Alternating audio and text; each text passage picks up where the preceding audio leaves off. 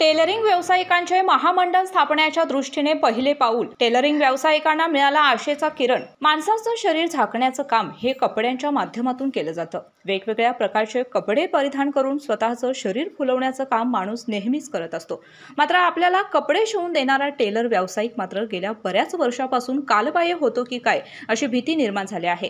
कारण रेडीमेड कपडे, garments factory यामुळे मानाचे स्थान प्राप्त करणारा टेलरिंग व्यवसाय धोक्यात आला आहे. वदनी कवल घेता नाम घ्या, रोजच्या भोजनात हवंच हवं सहज हवन गोकुळ दही. नाम घेता पुकारे, गोकुळ दुधा इतकंच दर्जेदार गोकुळ दही. अन्न हे पूर्ण ब्रह्म.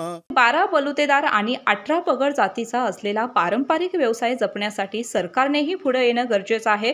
या व्यवसायाला केंद्र आणि राज्य शासनाकडून वेळीच हातभार मिळाला नाही तर हा व्यवसाय हळूहळू लुप्त झाल्याशिवाय राहणार नाही अशी भीती मध्यंतरी बसवराज पाटील यांनी व्यक्त केली होती. या अनुषंगाने टेलर्स वेलफेअर असोसिएशन महाराष्ट्र राज्य गेली 10 वर्ष टेलर व्यवसाय कसा वाढवावा, टेलर यांना व्यवसाय संबंधी ओढ कशी निर्माण होईल, त्यांच्या व्यवसायाची उन्नती कशा पद्धतीने होईल व त्यासोबत ज्या महिला भगिनी घरी काम करतात ते काम करत असताना कुटुंबाचा उदरनिर्वाह कसा करतील, या सर्व प्रश्नांसाठी टेलर वेलफेअर असोसिएशन महाराष्ट्रातील सर्व खेड्यापाड्यांपर्यंत फिरून टेलर व्यवसाय कसा मोठा होईल याबद्दल तेथील टेलर व्यावसायिकांना मार्गदर्शन करत आहेत. हे सर्व करत असतानाच आम्ही टेलर व्यावसायिकांसाठी पाहिलेले स्वप्न सत्यात उतरवण्यासाठी राधानगरी व भुदरगडच्या सर्व पदाधिकारी व सभासद यांच्या मार्गदर्शनाखाली तथा राधानगरी, भुदरगड, आजरा या तालुक्याचे कार्यसम्राट आमदार प्रकाश आबिटकर यांच्या समोर समस्या मांडल्या. या समस्या जाणून घेऊन आबिटकर साहेबांनी वेळोवेळी सहकार्य केलं.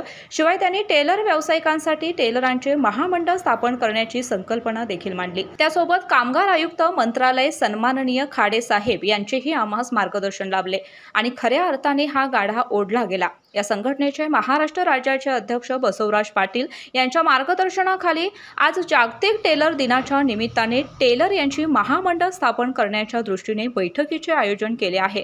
10 वर्षाच्या संघर्षानंतर असोसिएशनला खऱ्या अर्थाने इथून पुढच्या काळामध्ये चांगले दिवस येणार हे मात्र नक्की. कोल्हापुरी कारभारसाठी प्रतिनिधी मिलिंद कांबळे. अशाच नवनवीन अपडेट पाहण्यासाठी आमच्या कोल्हापुरी कारभार म्हणजेच KK न्यूज चॅनेलला सबस्क्राईब करा.